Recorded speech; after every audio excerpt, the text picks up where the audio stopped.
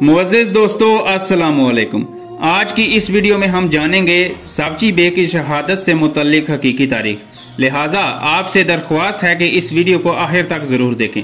दोस्तों, मार्का डुमनी, जिसे सावची बे की शहादत और काइयों की एक बड़ी फतह की वजह से तुर्की में आज भी याद किया जाता है। ये मार्का 1287 ईस्वी में डुमनी के मुकाम पर काइयों और निकोला की फौज के दरमियान हुआ। सावची बे सल्तनत उस्मानिया के क़याम से कबल सन 1287 ईस्वी में होने वाली जंग डुमनी के दौरान शहीद हुए। इसे कदीम उस्मानी ज़राए में जुड़वा बच्चों की जंग के नाम से भी याद किया जाता है, जिसे डुमानी की जंग भी कहा जाता है। सल्तनत उस्मानिया के क़याम में डुमनी जंग एक अहम मोड़ था। यही वजह है कि जदीद तुर्क मोरखीन इसे सल्तनत की पहली हकीकी जंग समझते हैं। सन 1284 में माउंट आर्मीनिया की लड़ाई और 1285 में तावास पर कुला हिसार या कुलुचैसार के मुहासरा के बाद ये उस्मानियों की तीसरी जंग थी। सावची बे सल्तनत उस्मानिया के बानी उस्मान अव्वल का बड़ा भाई था। वो अर्तगरल गाजी के बच्चों में सबसे ज्यादा पुरइसरार के तौर पर जाना जाता था। इस जंग के नतीजे में काइयों को एक बहुत बड़ी फतह नसीब हुई। उस्मान बे का भाई सावची बे इस जंग में शहीद हो गया। कामयाब जंगी चाल की बुनियाद पर उस्मान बे को तजर्बाकार फौजी का खिताब मिला। उस्मान बे ने 1287 ईस्वी में करा हिसार किले की फतह को मुतहर्रिक कर दिया।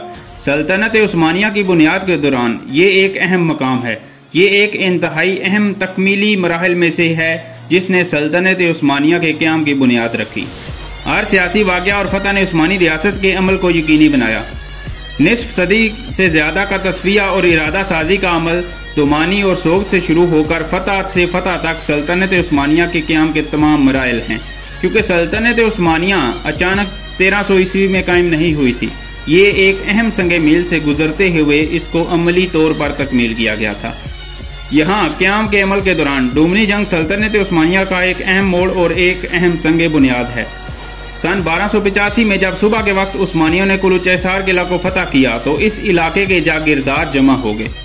उन्होंने करा हिसार किले के मालिक को खबर भेजी कि वो आपको और आपकी नस्ल को पकड़ लेंगे, ये सूबा हमसे छीन लेंगे। उन्होंने हमारी जमीनें तबाह कर दी। ये वो तुर्क नहीं जो कहीं सुकून से रह सकें। यहाँ तक कि अगर हमने उसके साथ कोई रिश्ता भी तय कर लिया हो, अब अगर हम तुर्कों को खत्म नहीं करते या इस सूबे से नहीं निकालते तो इसका नतीजा अच्छा नहीं होगा। काई दिन ब दिन मजबूत होते गए। इसी दौरान एनागोल के गवर्नर तेकफुर निकोला से मुख्तलिफ झड़पें भी होती रहीं। निकोला ने अपने पड़ोसी किले कारा हिसार के मालिक से काइयों के खिलाफ इत्तेहाद बना लिया। निकोला ने सिपाहियों की एक बड़ी फौज जमा की और कालानूस, जो कि कुलुचैसार किले का कमांडर था, उसको इस फौज का कमांडर मुकर्रर कर दिया। कालानूस एक बारूद किस्म का कमांडर जो कुस्तंतीनिया से अपने भाई की मौत का बदला लेने आया था, जो कुलुचैसार की फतह के दौरान हलाक हुआ। मुतहदा बाज़ंतीनी फौज और काई की फौजें एनागोल के रास्ते पर डुमनी में आमने सामने हुई। आखिरकार मुतहदा बाज़ंतीनी फौज को शिकस्त हुई। अगरचे काई लोगों को एक बड़ी फतह नसीब हुई, लेकिन इस बार उस्मान बे के भाई सावची बे की शहादत हो गई। दूसरी तरफ करा हिसार के मालिक और फौज का कमांडर कालानूस और बहुत से सिपाही हलाक हो गए और बाकी गवर्नर तेकफुर निकोला समेत फरार हो गए। दोस्तों, ये थी सावची बे की शहादत से मुतल्लिक हकीकी तारीख। उम्मीद है आप लोगों को ये वीडियो पसंद आई होगी। इस तरह की मज़ीद इन्फॉर्मेटिव वीडियोस देखने के लिए हमारे साथ जुड़े रहिए। हमारा चैनल सब्सक्राइब कीजिए। अल्लाह हाफिज़। शुक्रिया।